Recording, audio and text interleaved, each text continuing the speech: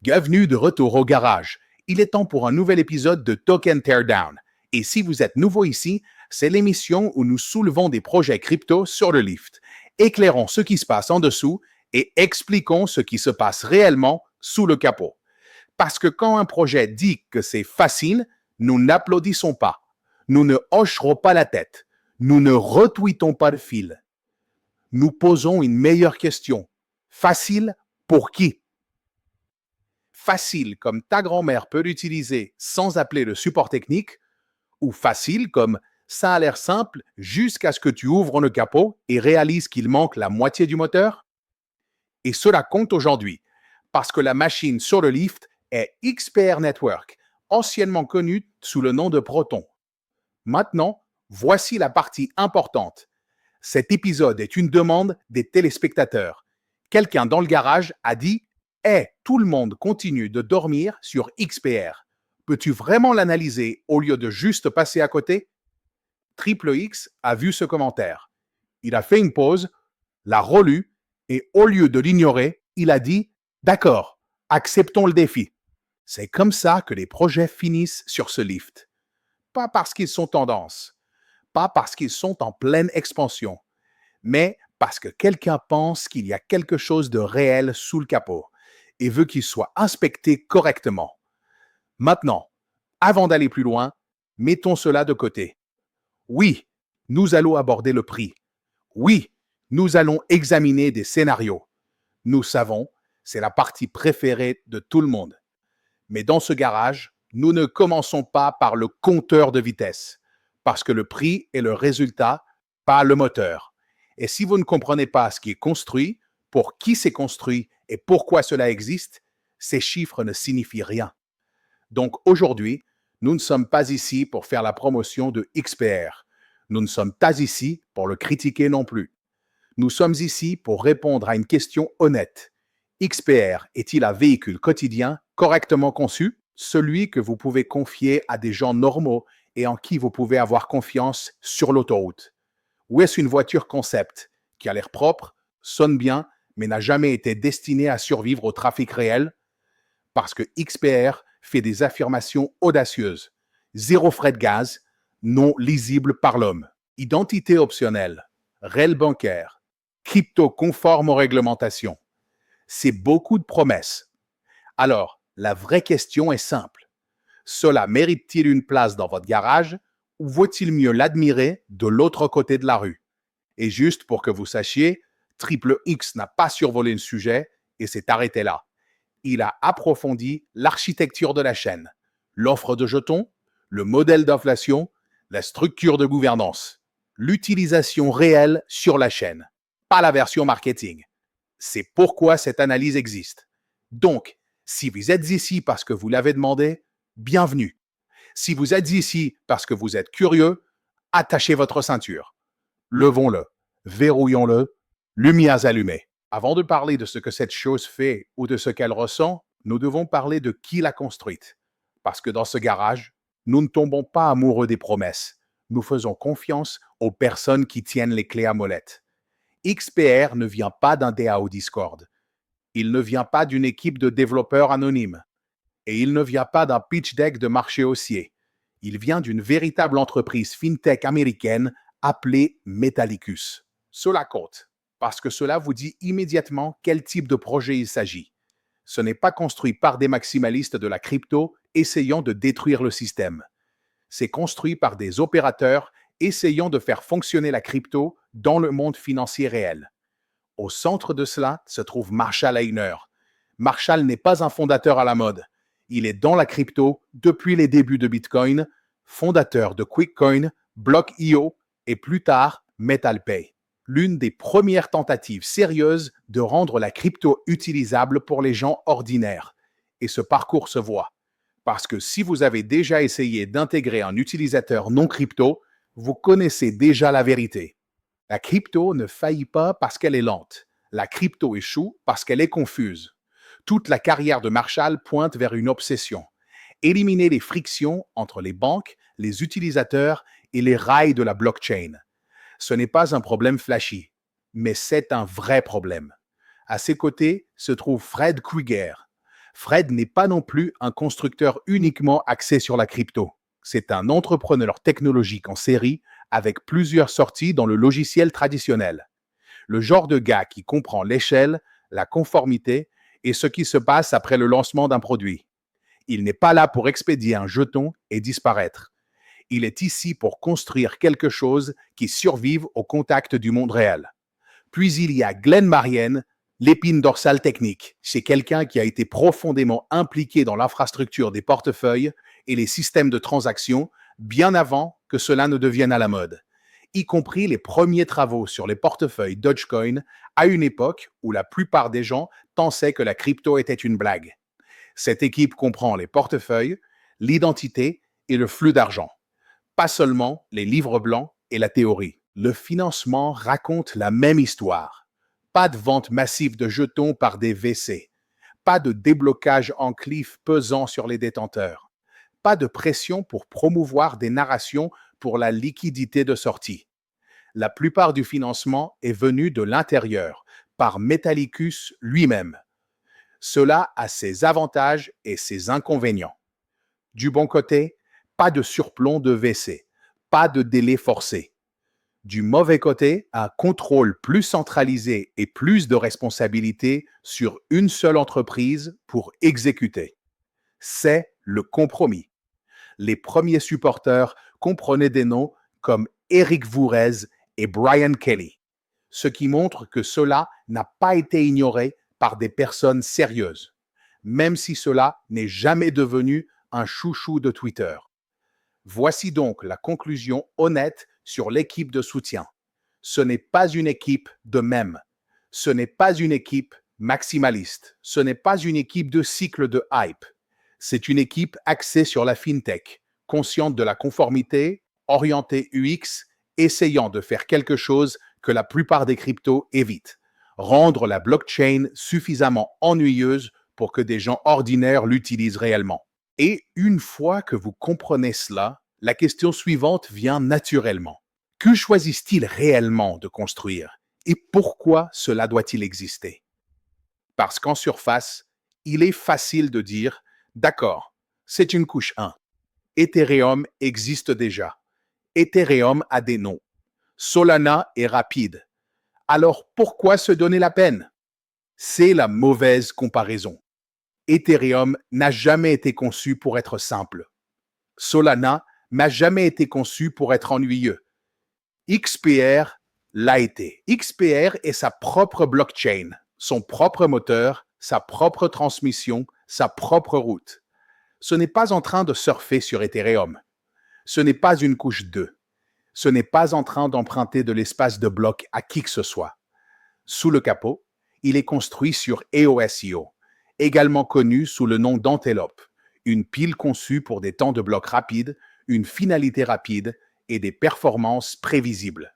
Pour le codeur, cela signifie que le réseau se comporte de la même manière sous charge que lorsqu'il est calme. Pour le charpentier, cela signifie que le moteur démarre de la même manière chaque fois que vous tournez la clé. Les transactions se finalisent en environ 1 seconde. Une fois qu'elles sont terminées, elles sont terminées. Voici maintenant le choix de conception qui change tout. Sur XPR, les utilisateurs ne paient pas de frais de gaz pour les actions normales. Ethereum facture un péage chaque fois que vous empruntez la route. XPR paie pour la route en arrière-plan. Les producteurs de blocs sont rémunérés par le protocole au lieu de racketter les utilisateurs à chaque intersection. Ce choix unique change toute l'expérience et vous le ressentez immédiatement. La plupart des chaînes supposent que copier de longues adresses de portefeuille ne vous stresse pas. Elles supposent que vous êtes à l'aise avec le fait qu'un seul clic erroné peut envoyer de l'argent dans le vide pour toujours. C'est bien pour les natifs de la crypto. Ce n'est pas ainsi que les gens normaux utilisent l'argent. XPR a examiné toute cette expérience et a dit « Et si nous construisions cela comme un outil quotidien à la place ?» Ainsi, la philosophie de conception se renverse. Au lieu d'optimiser pour la pureté théorique ou la vitesse de l'engouement, XPR optimise pour l'utilisabilité, la prévisibilité et la simplicité. Sur la plupart des chaînes, envoyer de l'argent ressemble à désamorcer une bombe. Sur XPR, Vous ne faites pas cela. Vous l'envoyez simplement à @johndoe. C'est tout. Pas d'anxiété liée à l'adresse. Pas de gymnastique avec le presse-papier. Pas de ai-je collé la bonne chose? On a l'impression d'envoyer un email ou Venmo. Et cela semble insignifiant jusqu'à ce que vous vous souveniez combien de personnes ont perdu de l'argent parce qu'un caractère était incorrect. Ce n'est pas un gadget. C'est une utilisabilité de base. Puis, il y a les frais, ou plus précisément, leur absence. Pas de jeu de devinette, pas de synchronisation du réseau, pas de pic surprise. Les transactions passent simplement. Puis, il y a l'identité. Sur XPR, l'identité est optionnelle, pas imposée, mais disponible. Pourquoi cela compte-t-il? Parce que les banques, les paix et les entreprises ne vivent pas dans un monde de fantaisie anonyme. XPR ne fait pas semblant que la réglementation n'existe pas. Il reconnaît la réalité et quand vous réduisez tout cela à l'essentiel, voici ce qu'est réellement XPR. Pas une chaîne révolutionnaire, pas une chaîne de mèmes, pas un casino DeFi. C'est une tentative de construire des rails crypto qui semblent invisibles. Le genre où les utilisateurs ne pensent pas au réseau. Ils ne pensent pas aux frais. Ils ne pensent pas aux confirmations. Ils envoient simplement de l'argent à @John Doe et ça fonctionne. Et c'est pourquoi les gens le jugent injustement. Ils jugent une berline comme si elle devait être une voiture de course. Ce qui nous amène à la prochaine question à laquelle nous devons répondre honnêtement. Si cette chose est conçue pour être simple, conforme et conviviale, qui l'utilise réellement en ce moment? Maintenant, nous arrivons à la partie qui compte vraiment. Pas ce qu'elle prétend faire, pas à quel point l'interface utilisateur est propre, pas à quel point l'architecture est élégante. Qui l'utilise? Parce qu'une voiture qui ne sort jamais du garage n'est qu'un concept. Voici la réponse honnête. XPR est utilisé, mais pas par la foule que Twitter crypto attend. Ce n'est pas une chaîne pleine de dégènes qui s'attaquent à l'effet de levier à 3 heures du matin. Ce n'est pas une usine à même. Ce n'est pas un casino à rendement. L'utilisation de XPR se fait principalement à l'intérieur de son propre écosystème. Cela inclut des portefeuilles comme WebAuth, des rails de paiement connectés à MetalPay et des applications où l'utilisateur n'a jamais à penser au gaz, au réseau ou aux confirmations. Et c'est le but. Les gens qui utilisent XPR ne tweetent pas à ce sujet. Ils ne publient pas de capture d'écran de transactions. Ils ne montrent pas leurs API. C'est une adoption à un stade précoce. Vous ne voyez pas des millions d'utilisateurs actifs quotidiens. Vous ne voyez pas de pénétration mondiale. Vous ne voyez pas XPR dominer les tableaux de bord. Et prétendre le contraire serait malhonnête. Mais ce que vous voyez est quelque chose de différent. Vous voyez une utilisation qui n'est pas motivée par des incitations. Vous voyez des flux qui ne sont pas échangés de manière fictive. Vous voyez des gens interagir parce que l'expérience ne les combat pas. Cela compte, parce que lorsque l'adoption finit par se manifester, cela ne ressemble pas d'abord à un engouement. Cela ressemble à une utilité silencieuse. Et cela nous mène à la vérité inconfortable. En ce moment, XPR est bloqué au premier stade. L'utilisation interne existe, la sensibilisation externe n'existe pas. Et le deuxième stade, sortir de son propre écosystème, est là où la plupart des projets échouent. Parce qu'à ce moment-là, XPR ne concurrence plus les blockchains. Elle concurrence Venmo, Cash App, PayPal, les banques et les habitudes auxquelles les gens font déjà confiance. Ce n'est pas un problème de crypto. C'est un problème de distribution. Ce qui nous amène à la section sur les risques réels. Maintenant, nous arrivons à la partie qui compte vraiment. Pas ce qu'elle prétend faire. Pas à quel point l'interface utilisateur est agréable. Pas à quel point l'architecture est élégante. Qui l'utilise? Parce qu'une voiture qui ne quitte jamais le garage n'est qu'un concept. Voici la réponse honnête. XPR est utilisé, mais pas par la foule que Twitter Crypto attend.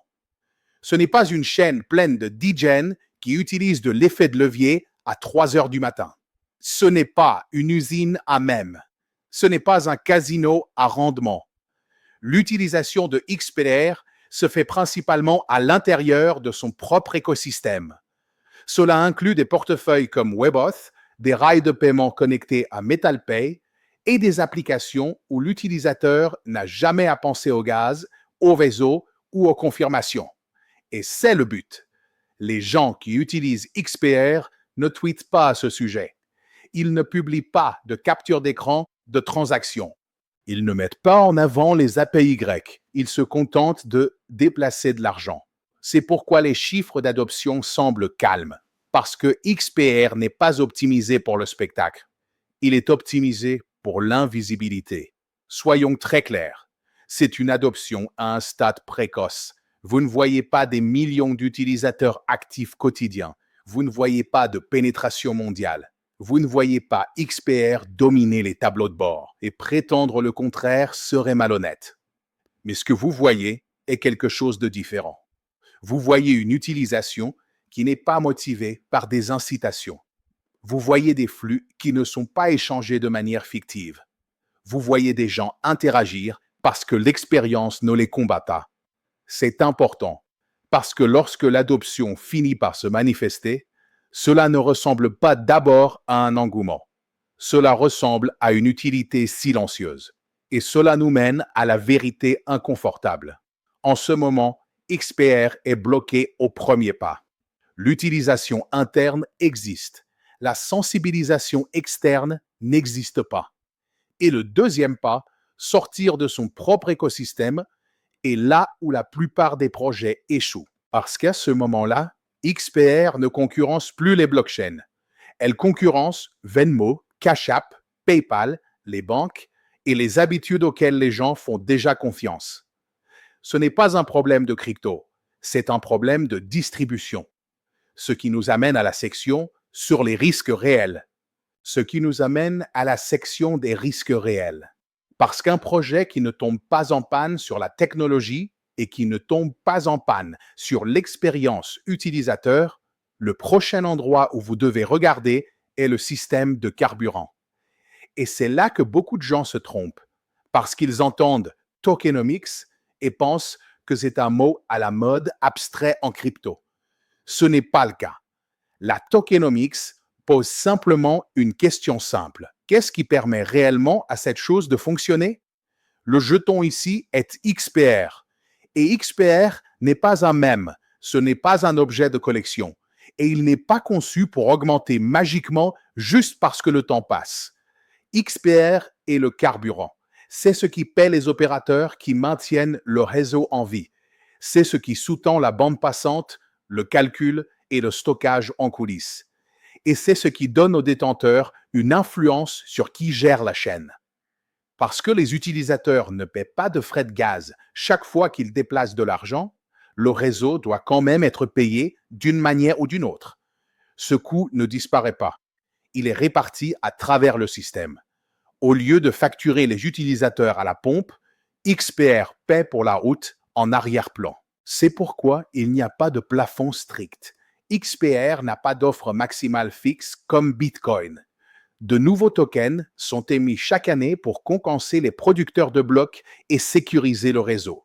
Pour le codeur, c'est un design de protocole durable. Pour le menuisier, c'est une dilution. Il n'y a pas de bombe de déverrouillage géante de capital risque qui attend d'exploser. Il n'y a pas de date unique où tout inonde le marché. Mais l'offre augmente régulièrement au fil du temps. Et cela conduit à la vérification de réalité la plus importante dans toute cette analyse. XPR ne devient pas automatiquement plus précieux simplement parce que la technologie fonctionne. La valeur n'apparaît que si l'utilisation croît plus rapidement que l'offre.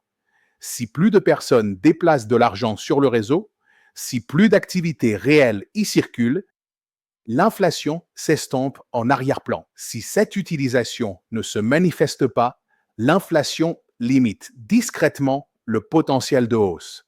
Cela concurrence sur la visibilité. Cela signifie que l'adoption doit venir de la distribution, pas de la spéculation, des portefeuilles que les gens utilisent déjà, des applications de paiement auxquelles les gens font déjà confiance, des systèmes où la crypto ne ressemble pas du tout à de la crypto. Si XPR sort de son propre écosystème, la tokenomique a soudainement du sens. Si ce n'est pas le cas, le réseau peut continuer à fonctionner sans accroc, tandis que le marché hausse les épaules. Et c'est le commerce que vous faites ici. Alors maintenant, nous avons gagné la prochaine conversation. Pas sur des promesses, pas sur une vision, mais sur ce que cette réalité vaut. Maintenant, nous pouvons parler de l'argent et des scénarios qui comptent vraiment. Avant de mettre des chiffres là-dessus, rendons à César ce qui appartient à César. Cette section entière est alimentée par Lulu, notre reine de l'analyse technique en interne.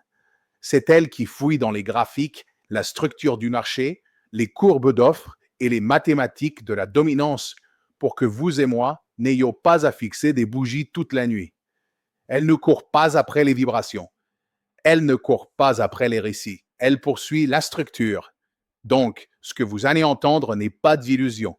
C'est ainsi que Lulu voit le tableau. D'accord? Maintenant, parlons de l'argent. Pas de promesses, pas de garantie, juste des scénarios. Parce que le prix n'est pas magique. Le prix est part de marché, adoption et timing.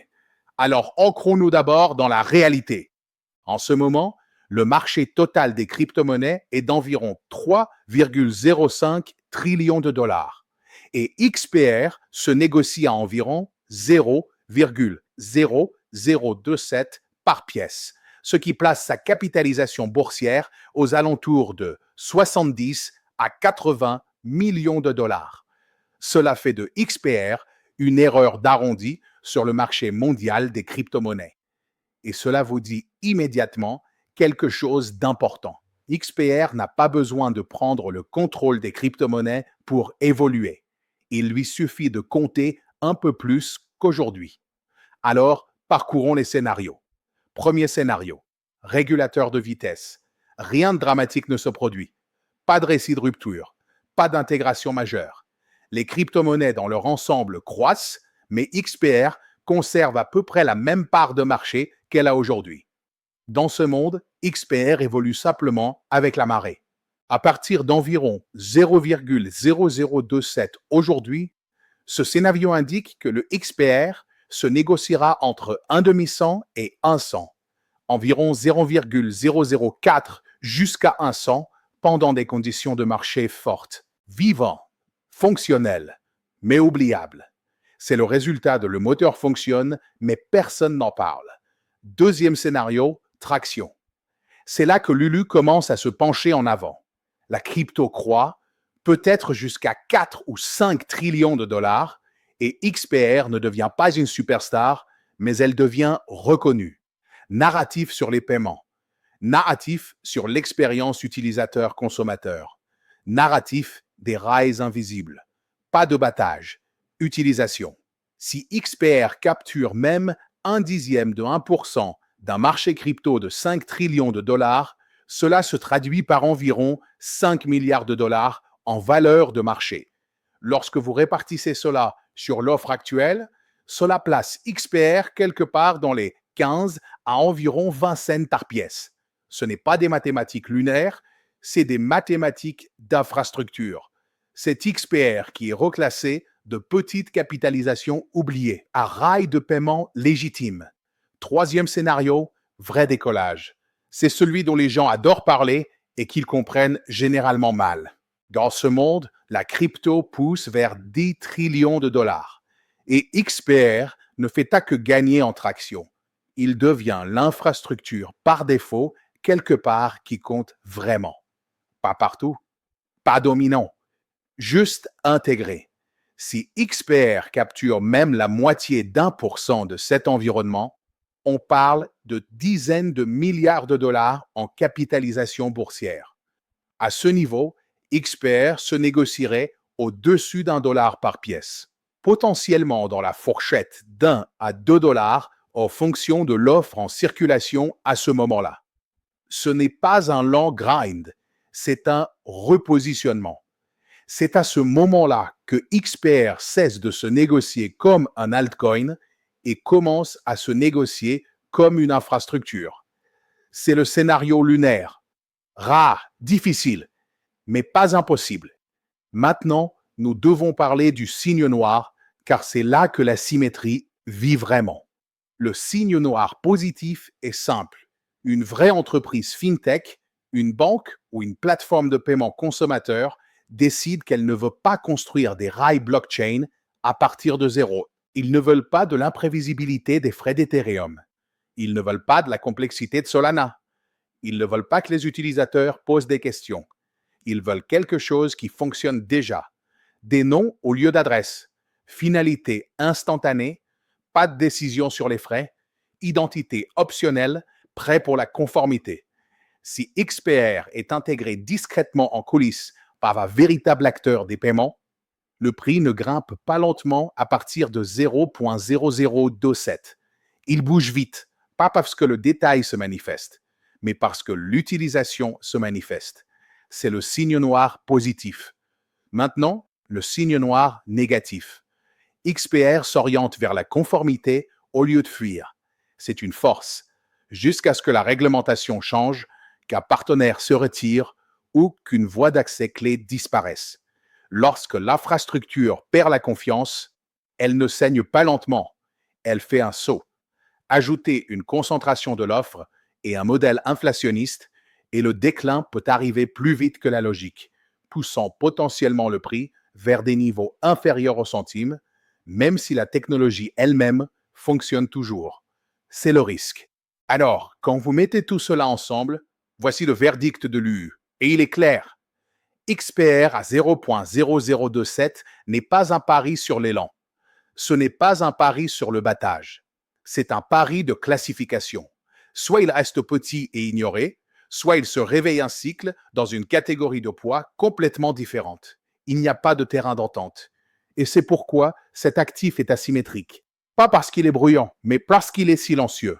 Et les choses silencieuses ne bougent pas jusqu'à ce qu'elles le fassent. Juste pour que ce soit parfaitement clair avant de conclure cette affaire. Aucun de ceux-ci n'est un conseil financier. Nous vous avons montré des scénarios. Nous vous avons montré des calculs. Nous vous avons montré une structure. Et oui, nous vous l'avons dit dès le départ. Notre spécialiste en analyse technique, Lulu, a préparé les chiffres pour nous. Elle est très douée dans ce qu'elle fait. Elle lit des graphiques toute la journée. Elle repère des choses que la plupart des gens manquent. Mais soyons également très clairs sur autre chose. Lulu est un cochon, pas au sens métaphorique, pas comme une insulte. Elle a des sabots, elle a une queue, et elle a un type de museau très spécifique pour détecter le soutien, la résistance et les mauvaises cassures. Donc non, nous ne faisons pas de l'honte au gros.